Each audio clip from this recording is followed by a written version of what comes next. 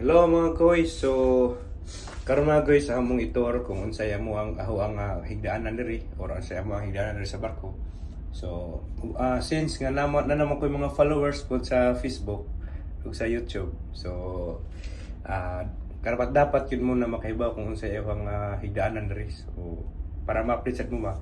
So epila po ni sa vlog pod. Okay. So mao ni ang ato ang kuan mga guys higdaanan diri sa barko. So, tara. So, mo ni mga guys, inigsoda ni mo ni ako ibipakpakin, ibalan. Okay, let's go. Alright, so mo ni ako ang munting kabina mga idol, mga guys. So, una, CR atong unahon, CR. Okay mga guys, so mo ni ang CR mga guys. Okay. Dapat limpyuhan na to atong mga CR mga guys kay pinaka-importante ang CR na limpyo. So kani adi pa ni kayo limpyuhan pa ni. So kani trapo sa kamot, kanaw trapo sa lubot mga idol, mga guys. So okay. Atong rip mga guys, so mao ni ang sulod. Okay, soft drinks, may Gatorade, may apple. Okay.